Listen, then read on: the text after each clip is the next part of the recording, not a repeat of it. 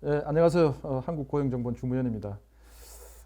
제가 오늘 발표할 주제는 코로나와 4차 산업혁명에 따른 일자리와 고용상인데요. 오늘 저는 뭐 코로나, 뭐 특히 4차 산업혁명, 뭐 디지털화로 정리되는 현재 상황들에서 일자리와 고용의 변화에 대한 전망들을 말씀드리는 것으로 정리하도록 하겠습니다. 우선 코로나 고용 동향입니다. 구인 감소가 지속적으로 이루어지고 있는데요.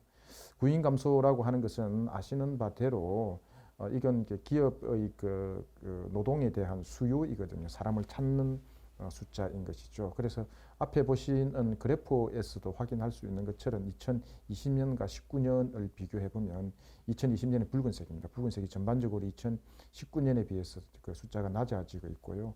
지난 8월 들어서 구인의 수요가 조금 정대하는, 그러니까 플러스로 전환되는 국면입니다.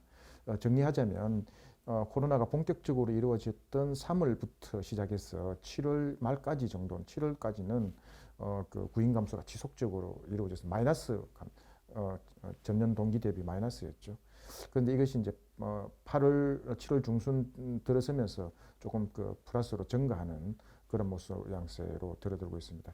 그런데 특이하게도 9월 지나고 난 뒤에 다시 구인이 뚝 떨어지는 모양새가 있습니다. 근데 이것은 이제 아마 여러분들이 잘 알고 있는 것처럼 뭐그 8월에 있었던 대규모 군중 집회 이후에 나타났던 그런 어떤 팬데믹 현상이 또 심화되면서 구인 현상이 감소되는 것으로 볼 수 있습니다. 그래서 이 지금 보시는 그래프 자체는 그 코로나의 감염병과 함께 구인이 지속적으로 감소되는 그런 어떤 상황, 그러니까 기업이 사람을 수요하지 않는 상황, 기업이 사람을 수요하지 않는 상황이라고 하는 것은 바꿔서 말하자면 경기가 좋지 않다는 것이죠.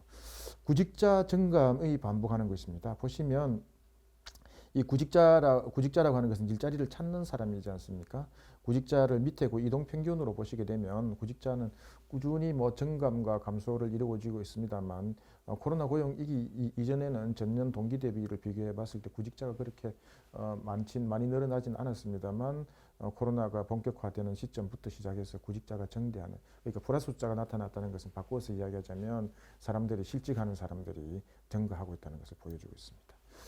그럼에도 불구하고 고용보험 피보험자는 꾸준히 증가하고 있습니다. 그러나 작년에 비해서 그 증가 폭은 감소하고 있다. 그러니까 증가하는 폭이라고 하는 것은 이제 그 전년 동기 대비해서 증가 폭이라고 하는 것은 증가되는 규모가 이렇게 커져야 되는데 올해 들어서 고용보험 피보험자 수의 경우는 증가폭이 증가는 하고 있으나 그 증가폭이 적다는 것인데 그게 무슨 좀 말이 좀 안 되는 것 아니냐 이렇게 궁금해하실 수 있는데 고용보험 피보험자 수가 증가하고 있다는 것은 그만큼 과거에 비해서 고용안전망과 사회안전망이 강화되었기 때문에 정부의 지원 등을 통해서 그 고용보험에 가입하는 숫자가 늘어나고 있다. 이것은 여러분도 잘 알고 계시는 것처럼 작년 10월부터 고용보험 그 피보험 자격증 그 기준이라든지 급여 수준 등이 변화되면서 고용보험 피보험자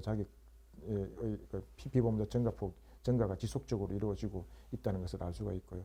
그럼에도 불구하고 밑에 그림은 증가폭이 쭉 둔화되다가 8월 이후부터는 다소 증가하는 반등 추세에 있다라는 걸 볼 수 있고, 결과적으로 이 그림이 보여주는 것은 코로나 고용 위기 이후에 고용 안전망이 상대적으로 좀 잘 작동하고 있었다는 것을 보여주고 있는 상황이라고 볼 수 있습니다.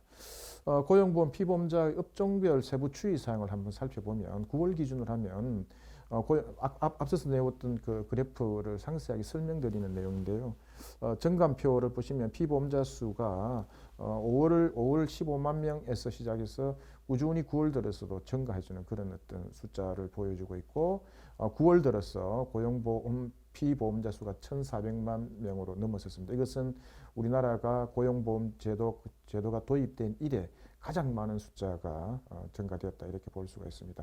그래서 그것을 업종별로 살펴보면 여러분들 보시기에 그림이 조금 잘 보이지 않을 수도 있긴 한데 거기 보는 것은 공공행정 분야, 그러니까 이게 공공부문이죠. 공공부문에서 고용보험 피보험자 수가 전년 동기 대비, 그러니까 9월 기준으로 해서 전년 동월 대비해서 18만 명이 늘어난 것으로 볼 수가 있습니다. 이 숫자가 왜 이렇게 증가했는지에 대한 의문이 생겼을 것 같은데요. 그 그다음에 보건복지부도 보건복지 분야도 10만 5천 명이죠. 네, 맞습니다. 여러분들 알고 계시는 것처럼 지난 코로나 고용 위기가 본격화되면서 정부 일자리 정책이 일자리 대책이 본격적으로 추진되었고 그 결과 공공부문에서의 일자리 사업이 본격적으로 추진되면서 이 공공부문으로의 그 취업자가 증가했고 이분들이 고용보험 피보험자로 늘어났기 때문에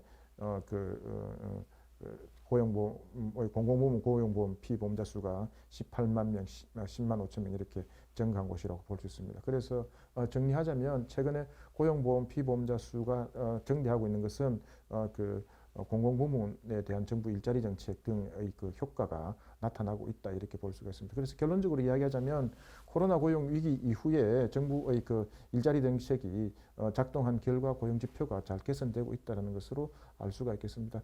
그런데 이제 아쉬운 점은 오른쪽 표에 그 우측 하단에 있는 표죠. 제조업과 서비스업이 있는데 제조업에서의 고용보험 피보험자의 숫자는 여전히 하락하고 있다는 추세가 우리한테 그렇게 썩 유쾌한 시그널만을 주고 있지는 않습니다. 아시는 바대로 이제 그 울산과 같은 지역은 제조업 중심 지역이고 한국 경제의 그 중심과 일자리 창출의 근원지가 될 수 있는 제조업의 그 경기가 아직까지는 여전히 그렇게 좋지 않다 이렇게 볼 수가 있겠고요.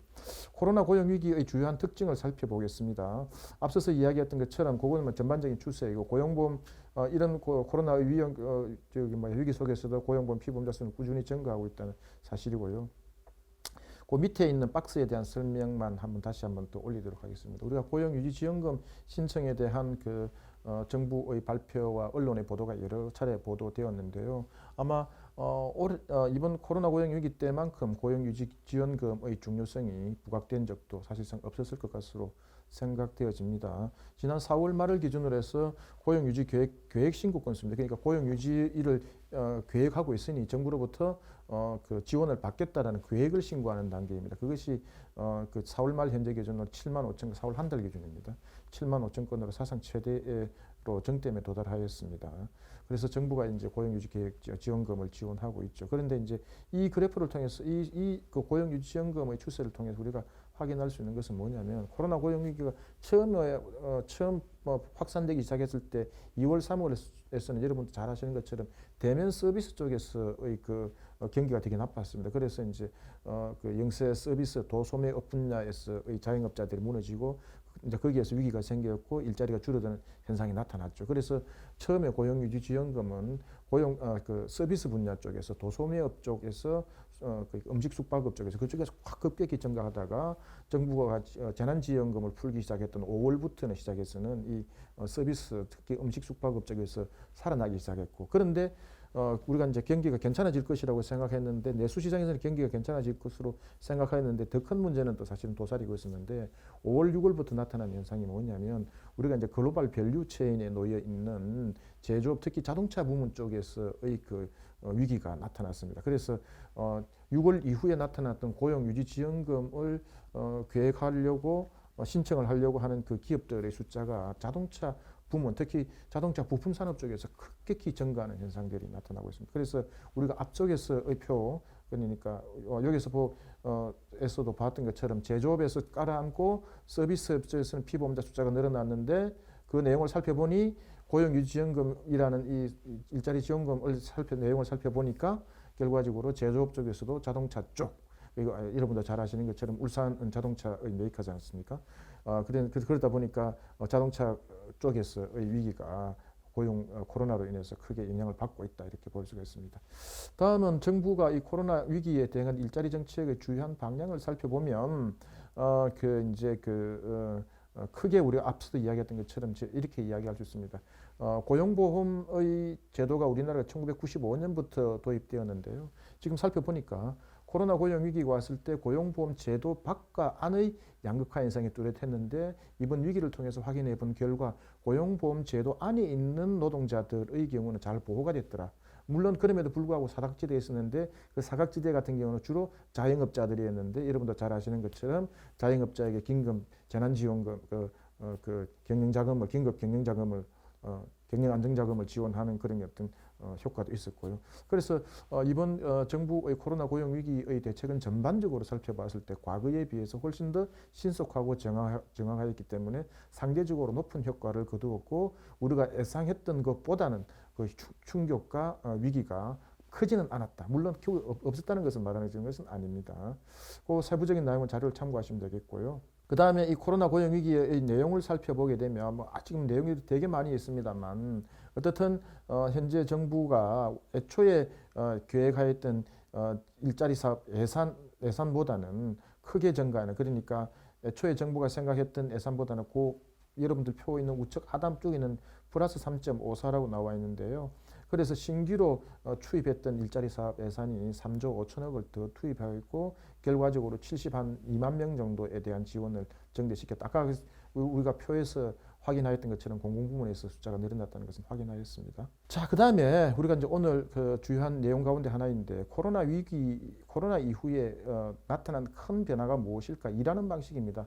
여러분도 이제 이건 비정규직이나 좀 상대적으로 그 근로조건이 약한 중소기업에 계시는 분들한테는 다소 조금 미안한 말씀들이기는 합니다만 이번에 그 코로나 때문에 재택근무가 급격히 늘어났고 요즘 우스갯소리로 이런 이야기도 합니다. 코로나 때문에 재택근무를 해보니 굳이 사무실이 필요하겠나? 여의도에 있는 빌딩 주인들은 걱정해야 될 단계가 아니냐? 이런 이야기가 있고 사실상 또 외국의 경우도 뉴욕의 경우에도 언론 보도들에 따르면 뉴욕의 빌딩 임대 계약이 그 임대차 그 임대 비용이 급격히 하락하는, 그러니까 빈 사무실이 늘어나는 그런 어떤 지금 현상에 또 직면해 있습니다. 그러니까 두 가지 원인이죠. 하나는 코로나 때문에 경기가 나빠져서 사무실이 비는 경우도 있고 재택근무가 늘어나면서 어떤 기업들의 경우에는 절반 이상이 재택근무를 하는 그런 경우도 생겼습니다. 이처럼 이제 그렇게 이제 되다 보니까 이제 뉴욕에서 빌딩가들이 임대차 비용들이 떨어지겠죠. 혹시 한국의 그 부동산 투자가들이 뉴욕으로 진출하지 않을까 좀 가고 싶다면 밀어드리고 싶습니다. 어떻든 이번 코로나와 4차 산업, 그러니까 저는 큰 흐름은 이런 것이죠. 4차 산업혁명으로 인해서 디지털화가 진행되는 가운데 코로나가 덮여서 가지고 이제 그것을 심화시키고 가중시키는 효과가 나타난 것이죠. 그래서 이 재택근무 등이 늘어나다 보니까 일하는 방식에 변화가 생깁니다. 일하는 방식에 변화가 생기다 보니까 이제는 채용하는 방식도 달라지고 아시는 바처럼 요즘 사람 채용할 때 AI 기능을 사용한다는 것을 여러분들 잘 알고 있지 않습니까? 인터넷으로 온라인으로 면접하고 있는 방식이 있고요. 그리고 또 평가하는 방식도 달랐습니다. 그러니까 재택근무를 하게 되면 재택근무와 사무실에서 근무할 때 가장 큰 차이점이 뭡니까? 관리자 입장에서 보자면 감독을 쉽게 할 수 있다는 측면인데 재택근무를 하게 되면 감독하기 쉽지가 않게 되거든요. 그러면 이제 이 평가하는 방식이 달라져야 되는 것입니다. 눈으로 직접 하지 못하기 때문에 결국 평가가 달라져야 된다는 것은 이제까지 근로자들이 일일 어떤 일하는 내용, 모습을 보고 평가하는 것이 아니라 업적 또는 성과 중심으로 평가가 가야 되는 것이고 그에 따른 보상 체계로 이루어져야 된다는 것입니다. 그리고 여기에 따라서 교육 훈련도 또 다시 바뀌어지는 것이죠. 때문에 이제 인사 관리도 바뀌어져야 되는 것이고 근로자가 요구하는 필요 역량, 이제 우리가 흔히 그것을 이야기하자면 디지털 리터러시라고 이야기할 수 있는데요. 그런 것도 변할 수밖에 없고 그것도 더 많이 필요하게 되죠. 노사관계는 당연히 변화하겠죠. 결과적으로 질적으로 새로운 형태의 새로운 고용 형태가 나타나고 고용관계도 변화될 테고 이제는 지금 현재와 같은 4차 산업이 본격화가 된다고 한다면 굳이 과거 전통적으로 맺던 고용관계를 맺어야 할 필요가 없는 그런 어떤 상황들이 생겨죠. 그래서 플랫폼 산업과 종사자들이 정대하는 것이 나타나고 있고 아까도 이제 계속 이어지는 이야기입니다만 코로나 유행으로 인해서 비종형 근무가 늘어나게 되고 비대면 근로, 원격 근무, 재택 근무가 전개하고 있습니다. 그 다음에 서비스업 자체가 이제 대면에서 비대면으로 전환하게 되고 배달 콜센터가 늘어나게 되고 플랫폼 비즈니스가 증가하는 현상이 나타나고 있죠. 그래서 지금처럼 이렇게 디지털 경제가 만약에 심하게 되게 된다면 우리는 예상할 수 있는 딱 하나의 결론이 있습니다. 신취약계층이 발생할 수 있습니다. 여기서 신취약계층이라고 그냥 추상적으로 표현해놨습니다만 결과적으로 기존 이제 울산 지역이 대표적인 지역이라고 저는 볼 수 있습니다. 기존 제조업의 중저숙련 근로자의 일자리는 분명히 위기가 올 것이다. 이런 신사각지대가 발생하였을 때 어떻게 대응할 것인가. 그리고 그것을 막아내고 또 새로운 일자리를 만들어내기 위해서는 결국 혁신성장과 산업구조 재편에 능동적으로 대응할 수밖에 없게 되겠다. 그 다음에 또 아까도 말씀드렸던 것처럼 디지털 경제가 확산되게 되면 디지털 불균형을 해소하고 고용 안전망을 강화해야 될 필요가 있습니다. 아까도 말씀드렸던 것처럼 디지털 리터러시, 그러니까 이게 생산적인 정보 해석 능력인 것이, 우리가 뭐 그냥 단순히 그 스마트폰을 얼마만큼 잘 만지느냐가 아니고 코딩 능력이라든지 프로그램 능력이라든지 이것 자체를 이제 요구하게 되는 그런 어떤 시대에 직면하게 되었다라는 이야기고요. 그래서 이제 디지털화가 본격적으로 진행되고, 이번에 코로나에서 우리가 확인하고 있었던 것처럼 기존의 전통적인 고용관계에 기초하고 있던 고용보험제도는 이제 좀 새롭게 재편되어야 되는 것이 아니냐는 논리는 본격화될 수밖에 없고 이미 진행되고 있습니다. 바꿔서 말씀드리자면 소득 기반에 기초한 취업자 고용보험제도가 도입되어야만 되고, 그래야만 디지털화와 코로나 등으로 인해서 새롭게 생겨나는 취약계층을 보호할 수 있고, 새로운 그 경제 환경, 근로 환경, 일하는 방식의 변화에 대응할 수 있는 그런 어떤 상황들이 될 것이다라고 생각되어집니다. 그 다음에 이제 이런 그 취업자 고용보험제도 도입과 관련되어서 제기될 수 있는 여러 가지 문제가 논쟁점이 있습니다. 가장 큰 문제를 한두 가지만 지적해 본다면, 결과적으로 자영업자 특고의 고용보험 가입에 따른 도덕적 해임 문제를 어떻게 해결할 것이냐 하는 문제입니다. 어떤 특정 언론 보도에 따르면 연간 한 25만 원, 한 50여만 원 정도의 내어놓고 이 자영업자 특고를 이제 그 고용보험 가입시키게 되면 퇴직할 때 받을 수 있는 고용보험료가 거의 5, 600만 원 정도 된다는, 그래서 이 사람들 사이에서는 새로운 금융상품이 생겨났다라고 하는 그런 우스갯소리가 있을 정도입니다. 그래서 이제 이게 결국은 사회보험제도가 확대되고 확산될 때 가장 중요한 것은 결과적으로 이게 준조세적 성격이기 때문에 국민들이 세금을 내어 놓아야 됩니다. 그래서 그 문제를 어떻게 해결할 것인가 하는 문제가 남아있다. 그것이 과제이다, 이렇게 볼 수가 있습니다. 결론적으로 말씀드리면 디지털화라는 거대한 흐름은 전개되고 있었는데, 이것이 코로나라는 감염병으로 인해서 더욱더 가속화되는 현상으로 가속화되었고, 그 결과적으로 일하는 방식도 달라졌고, 일하는 방식의 변화에 따라서 채용하는 방식, 평가하는 방식, 보상하는 방식도 달라지게 되었고, 따라서 노사관계도 변화하게 되는 현상이 나타나게 되었고, 울산과 같은 과거 기존의 제조업 기반의 그 지역에서는 중저숙련 노동자의 일자리 위기도 나타날 수밖에 없다. 그러면 이런 위기 상황에 대응할 수 있는 그런 어떤 일자리 위기가 나타났을 때 대응할 수 있는 것은 결과적으로 고용사회 안전망을 강화해야 된다라는 것이 이제 우리가 이번에 코로나를 통해서 확인하였던 그런 어떤 중요한 문제 인식의 계기가 되지 않았나, 이렇게 생각되어집니다. 그래서 토론자분들께서 조금 더 그 풍부한 그 토론이 이어지기를 기대하면서 제 발표는 마치도록 하겠습니다. 감사합니다.